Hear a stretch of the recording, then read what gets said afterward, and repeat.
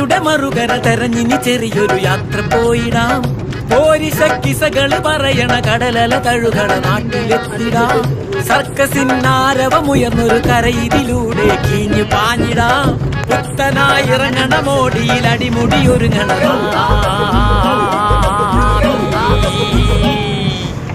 ശേരിക്കാരെ കണ്ടാൽ തലയെടുപ്പുള്ളൊരാൾക്കാരല്ലേ. അരിവോടെ കൂടെ നിന്നാൽ അലുവ പോലുള്ള മുള്ളോരല്ലേ.